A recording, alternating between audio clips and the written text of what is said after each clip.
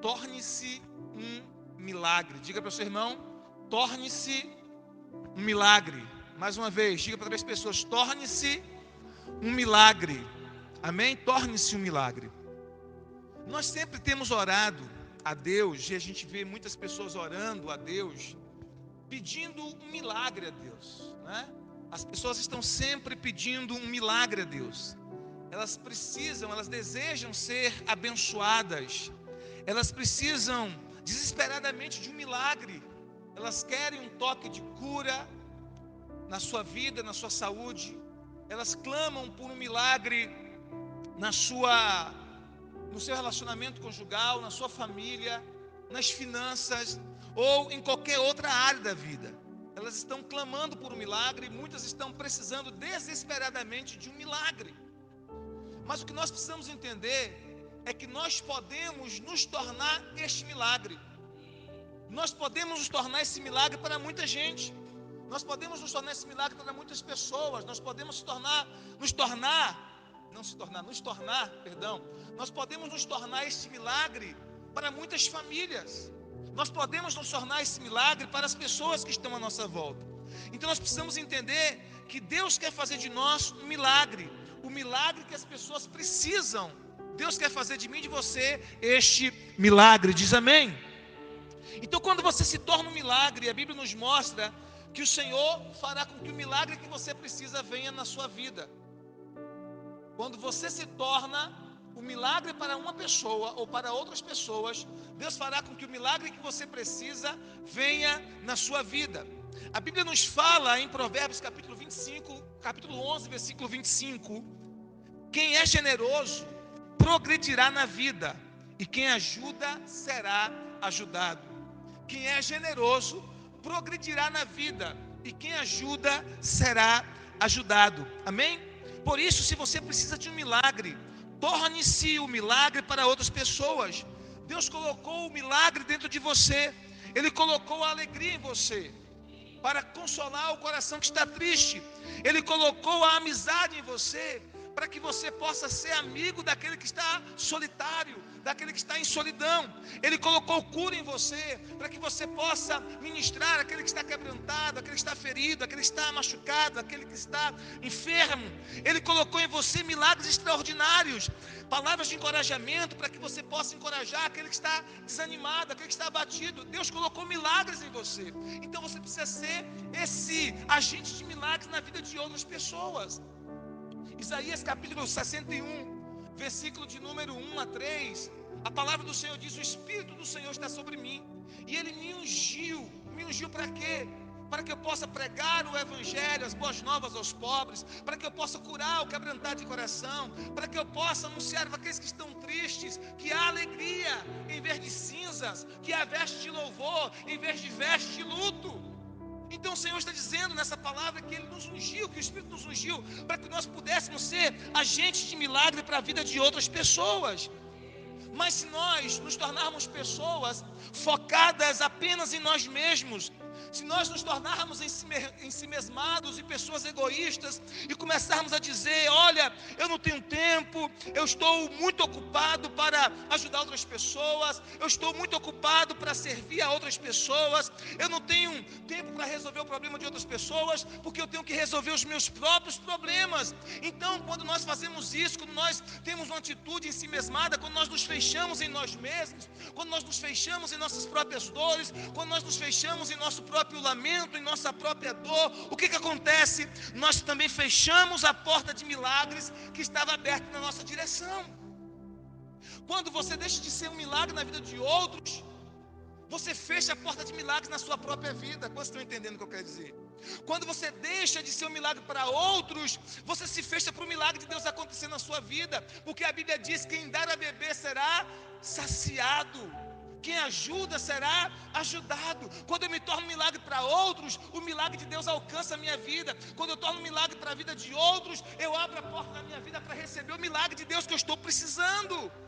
Então, tornar-se um milagre para outros é uma semente que produz uma colheita de milagre na sua própria vida. Tornar-se um milagre para outros é uma semente que produz uma colheita de milagres na sua própria vida. A Bíblia nos fala em Gálatas capítulo 6, versículo de número 9 a 10. Gálatas 6, 9 a 10 diz assim: não nos cansemos de fazer o bem, pois se não desanimarmos, chegará o tempo certo em que faremos a colheita. Portanto, sempre que pudermos, devemos fazer o bem a todos, especialmente aos que fazem parte da família da fé. Olha o que a Bíblia está dizendo. Gálatas 6, versículo 9 a 10. Não nos cansemos de fazer o bem, pois se não desanimarmos, se não desfalecermos, chegará o tempo em que nós faremos a colheita. Portanto, sempre que pudermos, devemos fazer o bem a todos, especialmente aos da família da fé. Quando você planta uma semente de milagre na vida de outros, você abre a sua vida para colher milagres de Deus na sua própria vida. Amém? Eu me lembro de um testemunho de uma viúva que eu ouvi algum tempo atrás. Gálatas 6, versículo 9 e 10. Aquela moça, aquela viúva, ela havia perdido o seu marido de uma forma muito trágica. E ela estava num processo de luto, muito doído, muito dolorido. E poucos dias depois, pouco tempo depois, não sei se chegou a meses, pouco tempo depois da morte do seu marido, ela ainda lamentando a sua dor, chorando a sua dor, ela soube de uma mulher carente, uma mulher de uma condição financeira muito baixa, que havia também perdido o seu marido numa condição bem trágica, num acidente de carro bem trágico. E aquela mulher morava em um bairro carente. Aquela mulher tinha 3 filhos pequenos, inclusive quando o marido dela morreu, o filho mais novo ainda estava sendo amamentado, ainda estava em fase de amamentação. E aquela outra mulher, aquela irmã que soube desse caso, ela esqueceu um pouco a sua dor, ela esqueceu um pouco o seu luto, porque agora ela entendeu de uma condição que era ainda mais difícil do que a dela, porque ela enfrentava a dor e o luto, mas ela tinha sua casa abastecida. E aquela senhora, jovem senhora que acabou de perder o marido também, numa situação trágica também, além de ter a dor de ter perdido o marido, ainda não tinha condição financeira de sustentar a sua casa e estava passando privação de alimentos. Então aquela irmã, sabendo disso, ela esqueceu um pouco a sua dor e ela se disponibilizou a ajudar, a ser um agente de milagre na vida daquela outra viúva. O que ela fez? A primeira coisa que ela fez foi, ela foi no supermercado e ela fez uma compra gigantesca e ela levou à casa dessa senhora. Mas ela não parou aí. Ela começou a contactar a sua rede de contatos, sua rede de amizades. Ela começou a falar com suas amigas, pessoas que poderiam ajudar. Ela começou a levantar recursos e mais recursos para ir até a esta viúva carente e poder servir de milagre para esta viúva e poder ser uma bênção na vida dessa outra viúva. E assim ela fez. Ela foi um agente de milagre para a vida daquela mulher. Talvez aquilo era tão simples para ela, e talvez aquilo era tão pequeno para ela, mas para a vida daquela mulher era um grande milagre. Era um milagre extraordinário. E como ela plantou um milagre na vida de outro, ela abriu a vida dela para receber um milagre. Poucos dias depois, ela estava com a causa na justiça e ela recebeu um telefonema da sua advogada e disse: olha, a causa foi ganha. Poucos dias depois. E sabe quanto ela ganhou?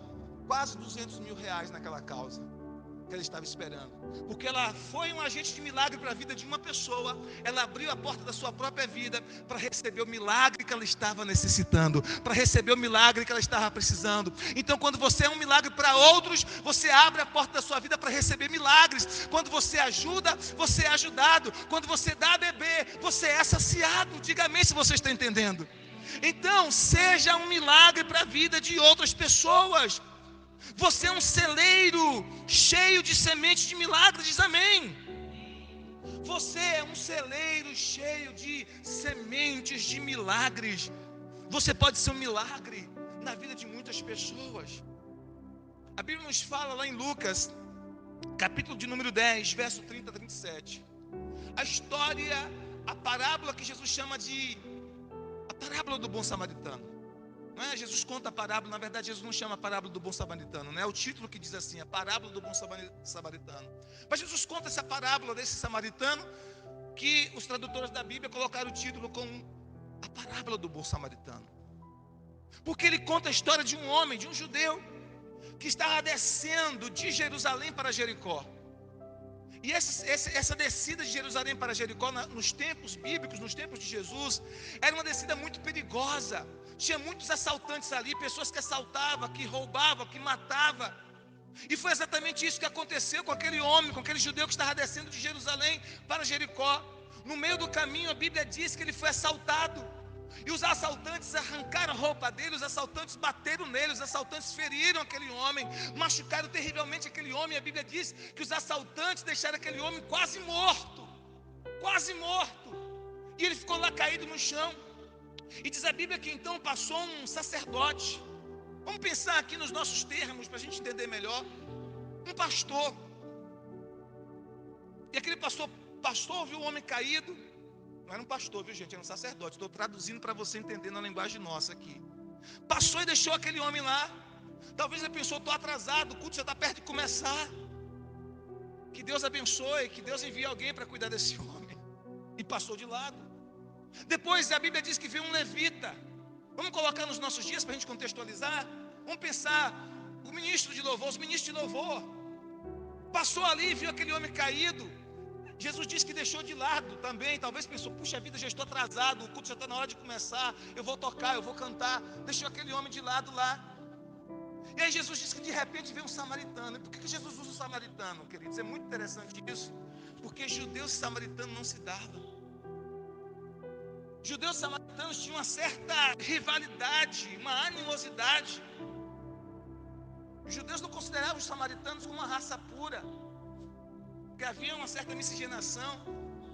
Quando as tribos do norte foi para o cativeiro assírio, então misturou muitos povos com o povo judeu, e dessa miscigenação toda veio os samaritanos. Então os judeus, que eram oriundos da tribo de Judá, né, eles não consideravam os samaritanos. Então havia uma rivalidade, uma certa inimizade. E Jesus faz questão de dizer que não foi o sacerdote, que não foi o levita, mas que foi o samaritano que ajudou aquele judeu que estava caído no chão, que estava ferido. A Bíblia diz então que aquele samaritano chegou, passou, e quando viu aquele homem, poderia dar todas as desculpas. Puxa vida, eu estou atrasado, eu tenho que abrir a minha empresa, eu tenho que chegar na hora certa. Eu posso correr o risco também de, enquanto está ajudando ele, ser assaltado e me ferirem. Mas ele não se esquivou de ajudar. Ele deixou as desculpas de lado. Ele parou, diz a Bíblia. Ele cuidou daquele homem. Ele colocou remédio sobre aquele homem. Ele fez asepsia imediata naquelas feridas. Depois ele pegou aquele homem ferido, colocou no seu próprio animal, levou aquele homem até uma pensão, cuidou daquele homem na pensão. No dia seguinte, antes de ir embora, ele falou para o dono da pensão: olha, cuida dele para mim. E pagou pelos serviços. E diz: eu vou te remunerar mais, se caso você gastar mais com ele enquanto estiver fora. Quando eu voltar, aquilo que você tiver gastado a mais, eu vou te remunerar, eu vou pagar. O que aquele samaritano foi? Aquele samaritano foi um agente de milagre para aquele homem que estava ferido. Jesus disse: esse é o próximo. O próximo é quem está próximo, precisando. Então, queridos, nós podemos ser um agente de milagre para a vida de outras pessoas. Ajudar aos outros pode ser a chave para fazer com que a nossa situação mude. Ajudar aos outros pode ser a chave para fazer com que a nossa situação mude. Porque muitas vezes nós estamos querendo ser ajudados, muitas vezes nós estamos precisando de um milagre, queremos um milagre, oramos por um milagre, mas nós precisamos entender que muitas vezes nós vamos precisar esquecer um pouco de nós e nos voltar para ajudar alguém, para ser bênção na vida de alguém, para ser um milagre na vida de alguém. Porque quando nós somos um milagre na vida de outros, Deus faz com que o milagre que nós estamos precisando nos alcance. Diz amém. Diga glória a Deus. Ontem nós estivemos participando de um aniversário de uma linda garotinha, Júlia. Ela está com 2 anos agora. E ela é filha de um casal muito querido, Danilo e Carol. E algum tempo atrás, Carol veio aqui ao culto. E após o culto ela procurou a minha esposa, e ela disse do seu desejo de engravidar. E disse que já estava tentando engravidar há um certo tempo sem conseguir. Parece-me que já tinha até feito alguns procedimentos, alguns tratamentos sem muito sucesso. E minha esposa então orou por ela, impôs as mãos na barriga dela, e orou, e ministrou, e ainda brincou com ela, e disse assim: olha, Carol, profeticamente falando, você já sai daqui grávida. Deus já colocou essa semente de milagres em você. E aí brincou com ela: você só precisa namorar o seu esposo para consumar a bênção, para consumar o milagre. E ela foi com essa palavra de esperança no seu coração. E quando ela chegou lá, claro, teve seu momento com seu marido. E depois de algum tempo ela mandou uma mensagem para minha esposa, toda feliz da vida: eu estou grávida. Eu estou grávida, ela dizia. Eu estou grávida. E ontem, pela segunda vez, no ano passado nós participamos de novo. Ontem, pela segunda vez, nós participamos do segundo aniversário. Então, é o segundo aniversário daquela menina que aos olhos humanos parecia ser algo tão difícil e impossível. E eles na verdade ficaram com um sentimento de gratidão conosco por conta disso, porque minha esposa naquele momento foi uma bênção na vida dela. Temos também um caso mais recente da nossa irmã Leandra, do mercado. Ela chegou para minha esposa e disse: olha, a pastora disse para ela: você vai engravidar, Deus vai lhe dar um filho. E ela tinha alguns temores, e a minha esposa trouxe uma palavra para ela de encorajamento, uma palavra de ânimo, e ministrou o coração dela, para que ela perdesse aqueles temores, para que ela perdesse aqueles medos. E eu estou falando de você aqui. E aí, ela recebeu aquela palavra, e a pastora orou por ela. E depois de algum tempo ela disse: pastor, eu quero uma menina. Eu estou sonhando com a menina. E a pastora: então vamos orar. E lá no mercado mesmo, oraram por uma menina. Lá no mercado, oraram por uma menina. Hoje tem 15 dias que foi feita, como é que chama? A festa? Chá de revelação. E qual é o sexo do bebê? Uma menina. Uma menina. O que a minha esposa foi para Leia? Um milagre.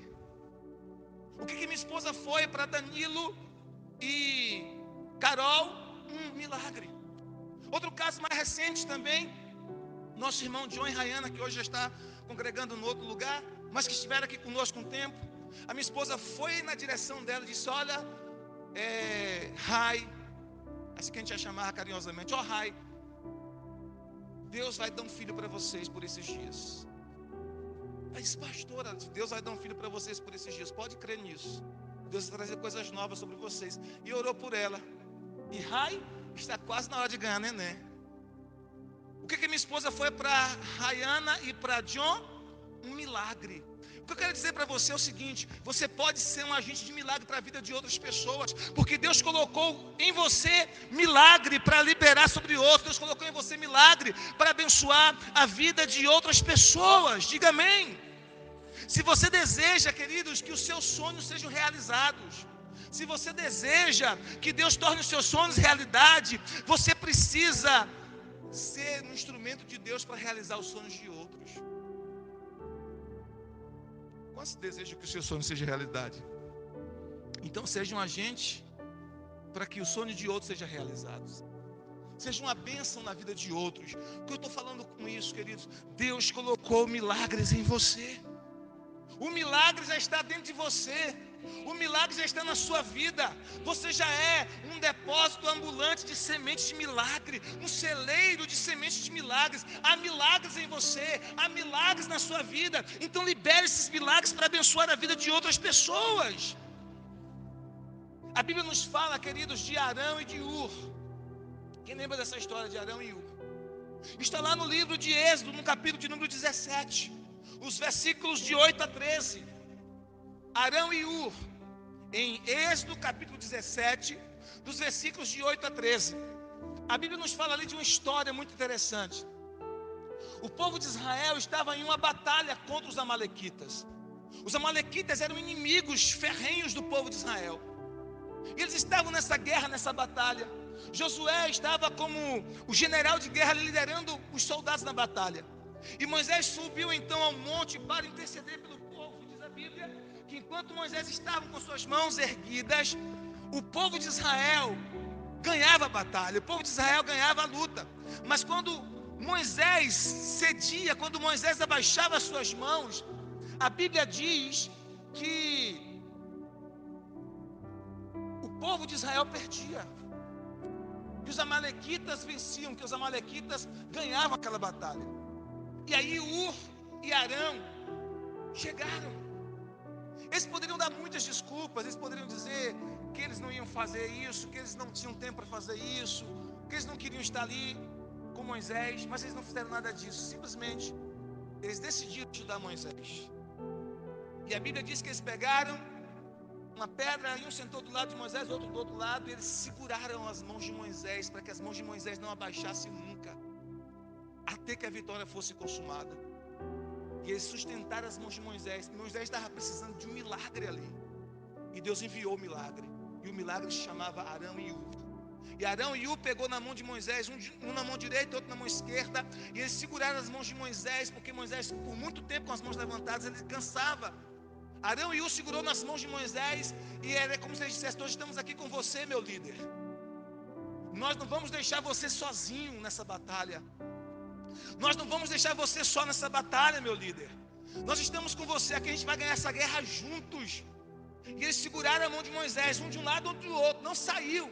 Eles poderiam criticar Moisés: que Moisés fraco, que intercessor é esse? O homem cansa de orar, o homem cansa de interceder, ele que tem que interceder. Eles poderiam dar todas as desculpas, mas eles não fizeram isso. Eles entenderam que o milagre que Moisés precisava, eles seriam esse milagre.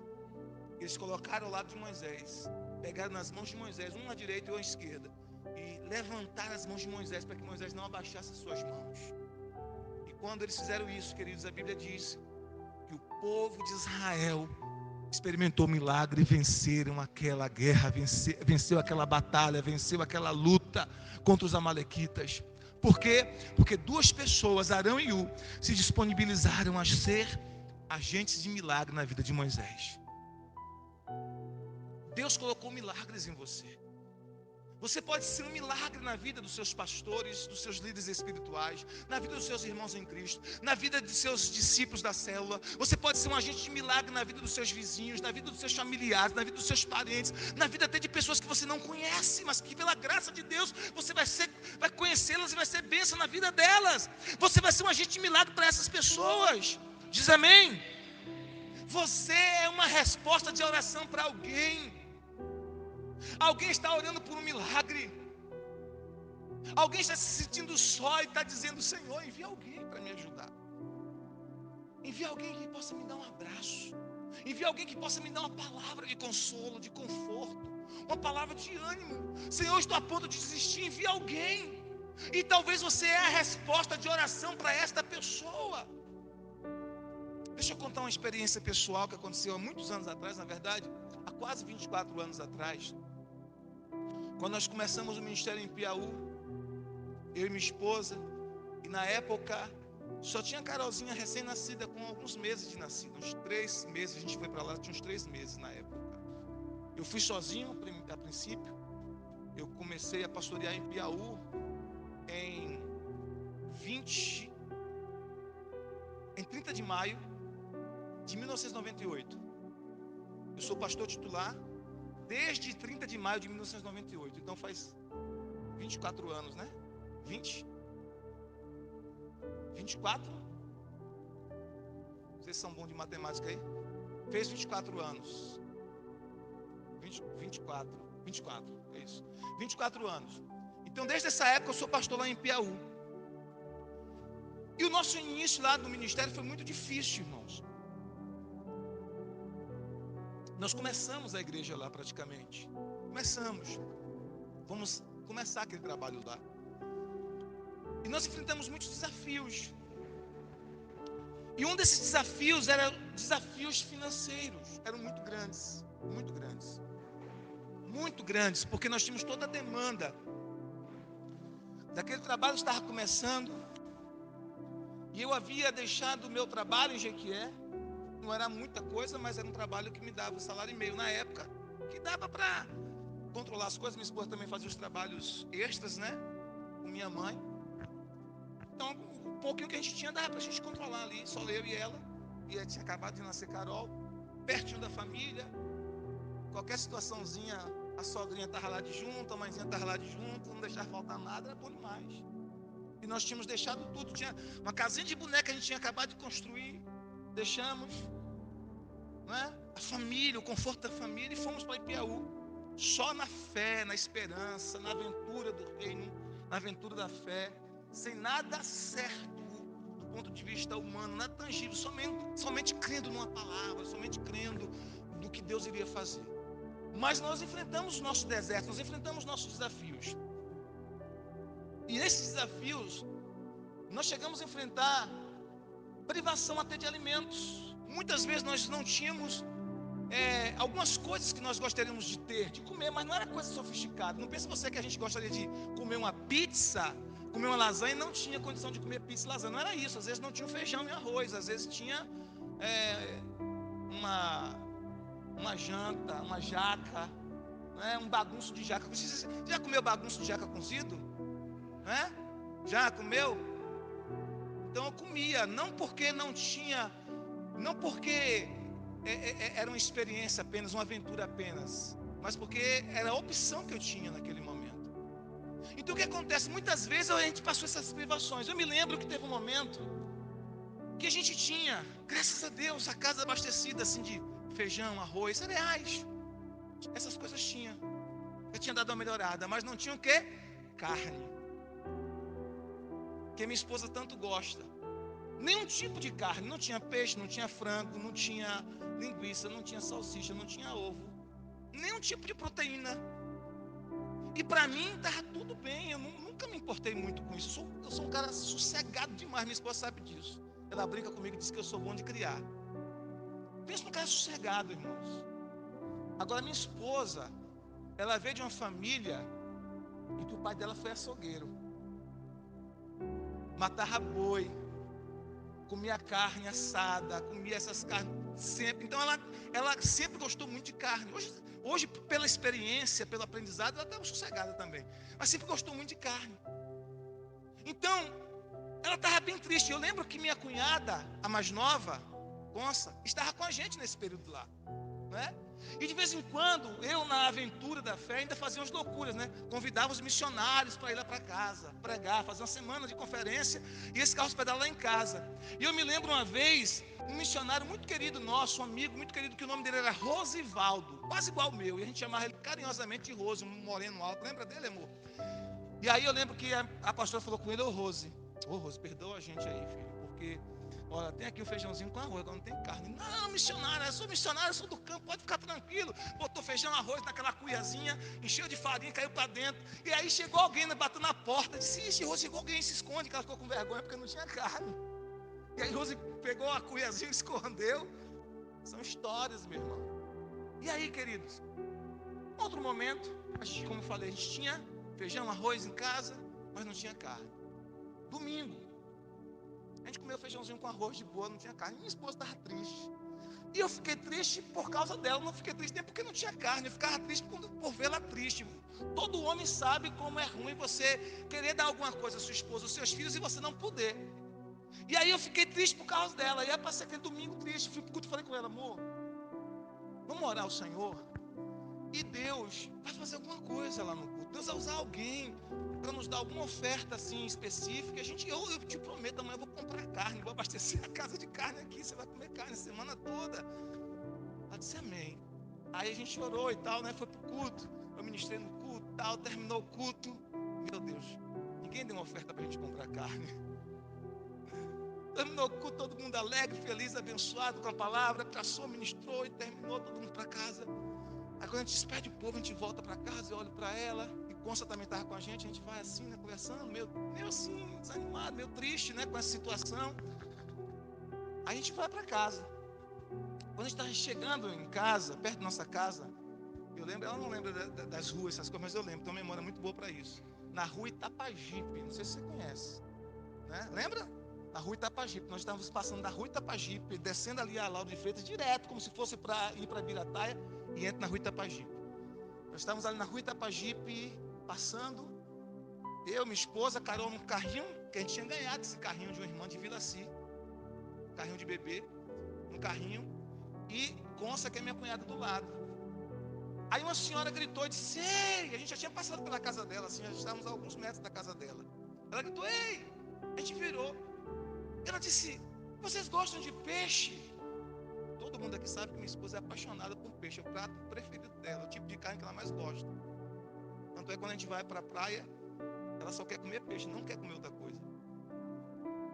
Aí a gente disse: sim, a gente gosta de peixe. Ela disse: tem uns peixes aqui para vocês. A gente voltou. Lembra disso? Aí ela trouxe uma sacolona, daquela sacola de nave, irmãos, cheia de peixes, peixes grandes. Não é aquela história de pescador, não, era peixe grandão mesmo, peixe enorme. Aí ela disse assim pra gente: olha, o meu marido tem uma fazenda, e lá nessa fazenda a gente cria alguns tipos de peixes. E hoje foi o dia que a gente pescou, a gente pegou bastante peixe. Eu senti o desejo de doar para vocês alguns. Vocês querem? Sim, irmã, a gente quer. Muito obrigado, Deus abençoe. Aí ela levou o carrinho, que eu estava levando o carrinho, né? Aí ela levou o carrinho, eu fui com a sacola de peixe enorme na mão. Gente, foi peixe para a semana toda. A gente distribuiu peixe para algumas pessoas, demos peixe para alguns vizinhos. Nossa cunhada, minha cunhada que estava lá com a gente, comeu peixe com a gente a semana inteirinha. O que eu quero dizer com isso? Aquela mulher, que eu nunca tinha visto aquela mulher. Você já tinha visto? E não vi depois dessa experiência. Aquela mulher foi um milagre na nossa vida. Aquela mulher foi um milagre na nossa vida naquele dia. Talvez para ela, dar aqueles peixes para a gente, foi algo assim, talvez para ela insignificante. Não foi para ela, talvez algo de muito valor. Não, tem um tanto peixe aqui, eu poderia dar algum. Talvez para ela não fez muita diferença, mas para a gente foi o nosso milagre aquele dia. Para ela talvez não fez muita diferença, mas para a gente, os peixes que ela nos deu naquele dia, foi o nosso milagre, irmãos. Foi o nosso milagre. Você sabe, Deus usa pessoas para ser milagre na nossa vida. E nós também podemos ser milagre para a vida de outras pessoas, diga amém. Então a palavra de hoje é: seja um milagre na vida de alguém. Seja um milagre na vida de outras pessoas. Diga aleluia. Você é um celeiro de milagre. Há algo em você que pode abençoar outros. Há algo na sua vida que pode abençoar a vida de outras pessoas. Você diz assim: ah, pastor, mas eu me sinto tão insignificante. Não, Deus colocou dons em você. Deus colocou habilidades em você. Deus colocou recursos em você. Deus colocou talentos em você. E tudo isso pode ser a bênção para uma outra pessoa. Talvez lá na sua casa tenha uma roupa, um sapato que você não usa mais. Talvez para você isso não tenha muita importância. Mas quem sabe tem uma mãe dizendo: Senhor, estou sem roupa, Senhor. Senhor, preciso de um milagre. E talvez essa roupa que você tem tanto e não usa, pode ser um milagre que essa pessoa está precisando. Talvez esse sapato que você tem muitos e talvez nem usa, pode ser um milagre que essa pessoa está precisando. Diga amém. Uma carona que você dá a alguém pode ser um milagre. Nós estávamos, lembra disso, lá em Jequié? Nós estávamos em Jequié. Estava eu, minha esposa, o pastor Santos e a pastora Rosa. Nós íamos dormir na casa da minha sogra, não é? Eu ia dormir lá com minha esposa na casa da minha sogra. E aí nós estávamos lá. Na volta para a Cidade Nova, a gente ia na Cidade Nova ainda para depois voltar para cá. Eu ia deixar o pastor Santos lá e pegar o carro dele e vir para casa da minha sogra. Quando a gente está saindo, uma senhora com um garotinho do tamanho de Enzo no colo, bebezinho, acho que menor, né? Então a carona, ela ficou preocupada porque a pessoa assim, no meio da estrada, na rua, assim, tinha uma carona assim, pessoa já tarde à noite, isso era umas 10h30 da noite mais ou menos. Aí Santos parou e disse assim: você vai para onde? Ela disse: eu vou lá para o Curral Novo. Nós estávamos no Joaquim Romão, ela estava indo para o Curral Novo a pé, com uma criança no colo. Você está vindo de onde, minha irmã? Ela disse: eu estava na igreja, estava naquela igreja ali, apontou. E ele disse: mas por que lá no seu bairro não tem uma igreja perto? Não, disse, Tem, mas eu gosto de congregar aqui. Deus fez um milagre na minha vida aqui. E ela contou um milagre de cura. Eu gosto de congregar aqui. Aí ela entrou no carro, Santos abriu o carro, ela entrou. Gente, a gente chegou no Corral, só que a gente pensou que era no Corral Novo mesmo, na chegadinha do Corral Novo, né?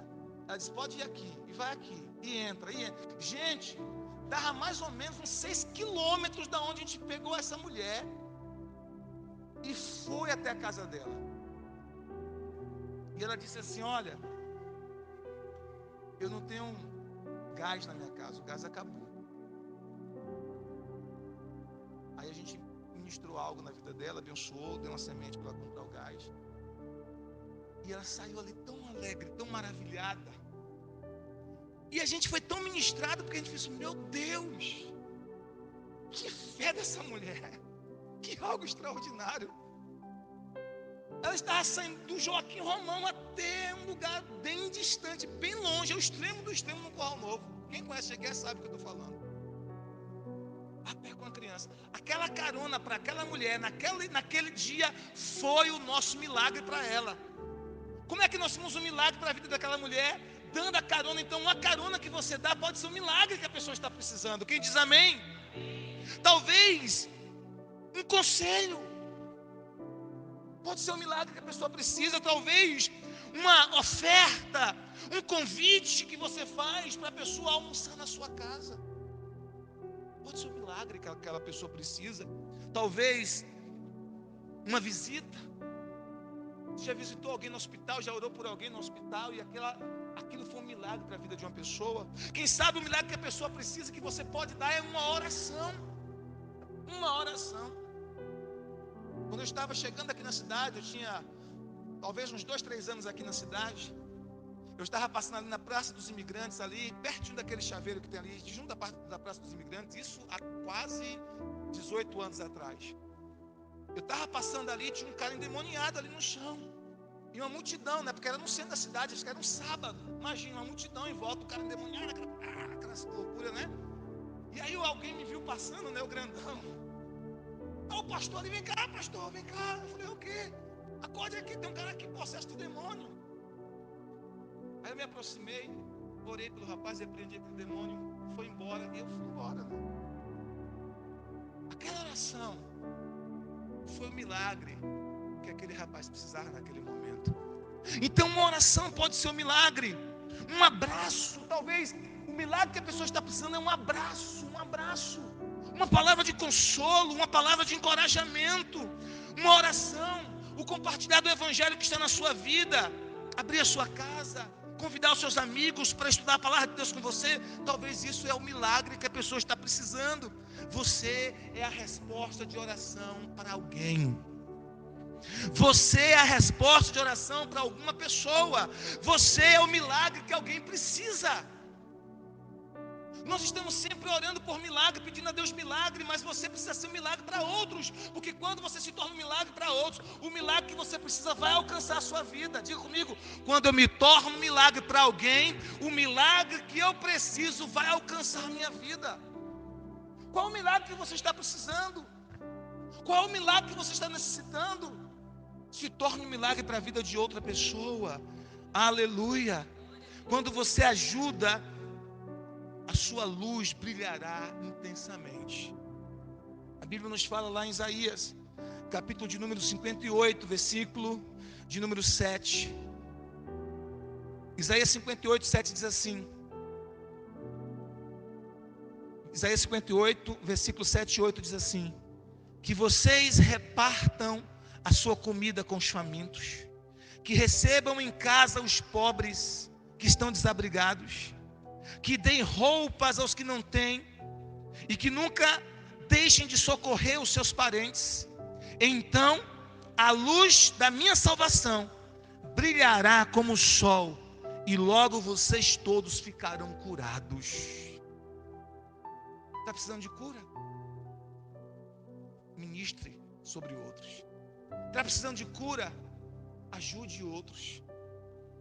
Quando você ajuda outros, quando você dá alimento ao faminto, dá roupa ao que está nu, dá acolhimento ao desabrigado. Quando você abre a sua vida para abençoar a vida de outros, a Bíblia diz que o sol do Senhor brilhará sobre você como o sol da salvação, e que a sua cura virá apressadamente. A sua cura virá apressadamente. Quando você é bênção na vida dos outros, Deus envia a bênção para você. Nós precisamos aprender, queridos, a esquecer um pouco a nossa dor, a esquecer um pouco a nossa luta, a deixar de estar focado apenas em nós mesmos. Qual é a chave para eu dar uma guinada na minha vida? Qual é a chave para que eu vença a minha dor? Qual é a chave para que eu receba a cura dos meus traumas? Qual é a chave para que eu possa prosperar? Qual é a chave para que eu me torne uma pessoa mais alegre, mais feliz, mais realizada? A chave, querida, é quando você se disponibiliza a ajudar os outros, é quando você se disponibiliza a ser bênção na vida dos outros, é quando você se disponibiliza a ser um agente de consolo, de paz, de milagre, de cura para a vida de outras pessoas. Quando você faz isso, você abre a porta da sua vida para receber milagres do Senhor. Qual é o milagre que você está precisando? Qual é o milagre que você está necessitando? Seja agente de milagre para a vida de outros. Seja abençoador. Ah, pastor, mas eu estou passando por isso, por aquilo. Seja agente de milagre para a vida de outros. Você vai ver Deus fazendo coisas extraordinárias quando você começa a se disponibilizar a abençoar pessoas. Deus colocou sementes de milagres em você. Deus colocou alegria em você. Talvez a tua alegria, o teu sorriso contagiante, pode ser o consolo para aquele que está com o coração ferido, triste, desanimado, abatido. A tua prosa boa, a tua conversa gostosa com um amigo, uma amiga, talvez é tudo que a pessoa precisa naquele dia, para erguer a cabeça, para se manter de pé, para renovar o ânimo, para dizer assim, oh, graças a Deus eu recebi um ânimo novo para seguir em frente. Deus colocou em você muitos milagres, você não tem noção de quantos milagres há em você. Você é um celeiro abundante de milagres. Você é um celeiro de milagres, há milagres por todos os lados em você. Você transpira milagres, você transborda milagres. Quando você anda, você transborda milagres. Quando você fala, você transborda milagres. Quando você se move, você transborda milagres. Quando você exerce o seu dom, seu ministério, você transborda milagres. Quando você exerce sua vocação, você transborda milagres. Há milagres em você. Agora, você precisa fluir nos milagres, porque quando você libera milagres na vida de outros, você se torna um fluxo de milagres, os milagres vêm na sua direção. Por que o mar morto é morto, queridos? Porque só recebe. Só recebe. Só recebe. Se você for em Israel, você vai ver que lá não tem vida, não tem um ser vivo, não tem um peixe sequer no mar morto. Porque ele é fechado, ele recebe as águas do rio Jordão, mas dele não vai água para mais lugar nenhum. E é a massa de sal mais salgada do planeta. Para você ter ideia, lá é tão salgado que você pode nadar sem medo de se afogar. Ninguém se afoga no rio Jordão. Quem sabia disso? Quem sabia? Sabia não? Você pula no rio Jordão, no mar morto, mar salgado, né? Você pula no mar salgado, quando você cai dentro, a água te faz boiar, naturalmente. Você pode cair todo dia, não morre afogado. Por quê? Porque é densa, a densidade de sal é muito grande, e por conta da grande quantidade de sal, você boia. Qualquer coisa que é jogada lá dentro vai boiar. Qualquer corpo, né? Como o nosso, vai boiar. Ok? Mas também não tem vida lá, não tem vida. E por que não tem vida? Por que é chamado de mar morto? Porque não tem vida. Porque só recebe. E aí a natureza nos ensina algo, queridos. Se nós só recebermos e não semearmos, não plantarmos, não sermos generosos, nós vamos morrer espiritualmente. Vamos morrer emocionalmente. Por isso que as pessoas egoístas são as mais infelizes da terra. As pessoas que estão focadas apenas em si mesmas são as mais infelizes. As pessoas que pensam somente em si mesmas são as mais infelizes. Porque elas só querem receber. E elas não estão dispostas a dar nada. Elas não estão dispostas a dar do seu tempo, da sua generosidade. Não estão dispostas a dar um carinho, um cuidado, um amor sem interesses próprios. Elas não estão dispostas a ser bênção na vida de alguém. Elas não estão dispostas a ajudar alguém. Elas só querem receber. E por isso elas estão mortas. Muitas estão emocionalmente mortas, outras estão espiritualmente mortas. Mas quando nós nos dispomos a liberar os milagres que Deus já colocou em nós, na vida de outros, nós abrimos a nossa vida para receber milagre. A tua cura virá apressadamente, o teu milagre virá apressadamente, a bênção que você está necessitando, que você está precisando, virá apressadamente, o milagre de restauração conjugal virá apressadamente, o filho, a filha que você está clamando virá apressadamente, a saúde virá apressadamente, a provisão do céu virá apressadamente na tua direção. Olha a viúva de Sarepta, 1 Reis capítulo 17. É isso. Aquela mulher, o que ela tinha? Um pouquinho de farinha, um pouquinho de azeite. E o profeta disse para ela assim: olha, faça um bolo, primeiro para mim. Parecia ser tão egoísta do profeta. Ela disse: mas eu não tenho nada, a não ser um pouquinho de farinha, um pouquinho de azeite. A gente vai fazer um pequeno bolinho para mim e para o meu filho. Nós vamos comer e vamos morrer, porque não tem mais nada. Era uma seca terrível. E o profeta disse: faz um bolo. Faça um bolo pequeno primeiro para mim. Divide as porções. O primeiro vai ser para mim. Olha que interessante isso. Porque o profeta ele era um representante do reino de Deus.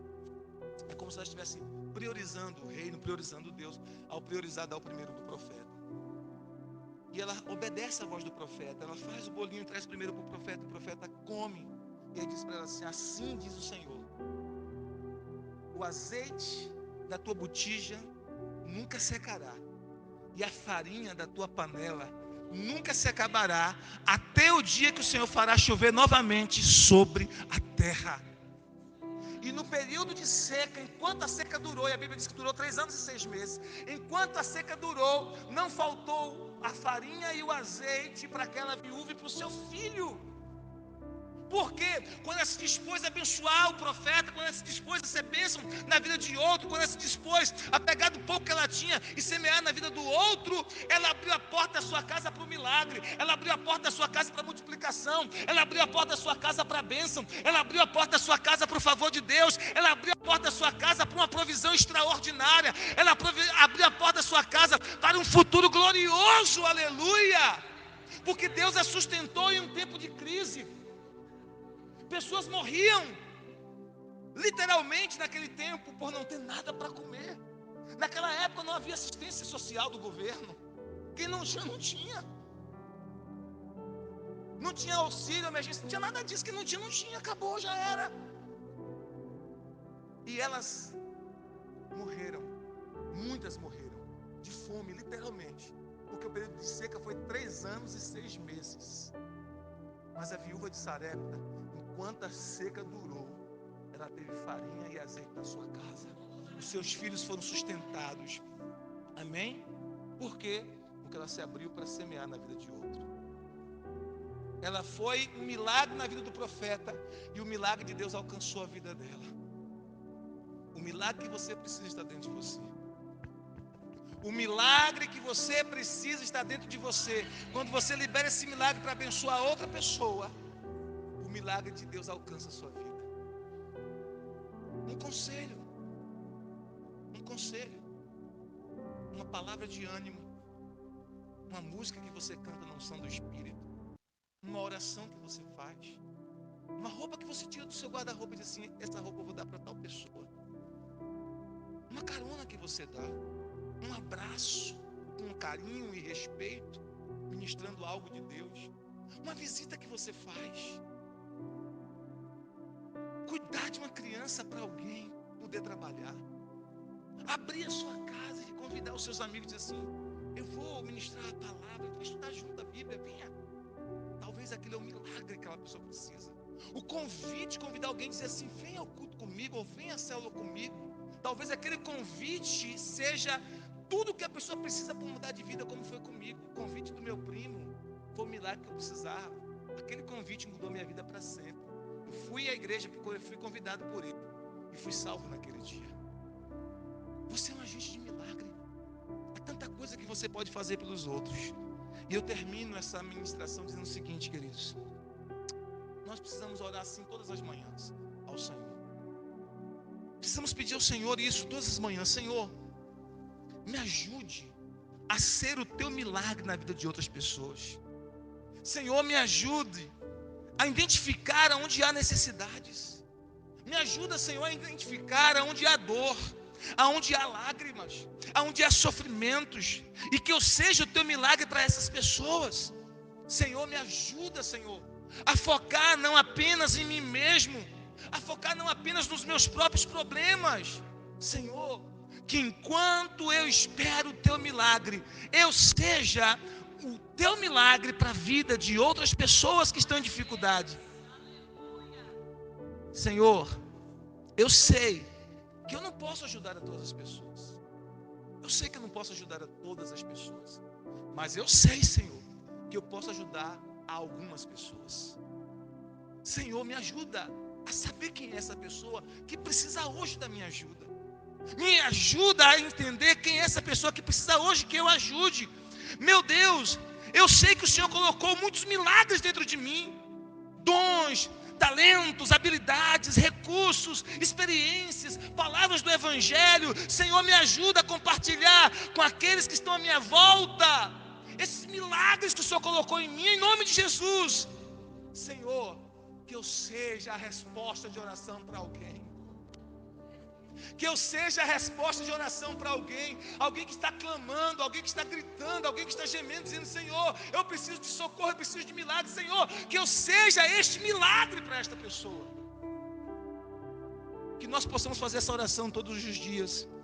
Que essa seja a nossa oração a cada manhã. Torne-se um milagre. Torne-se um milagre. Não apenas peça milagres na sua vida, mas torne-se um milagre. Torne-se um milagre da vida de muitas pessoas. E o milagre que você precisa vai alcançar você. Fique de pé, vamos orar, queridos. Em nome de Jesus. Aleluia. Vamos clamar ao Senhor. Aleluia, Jesus.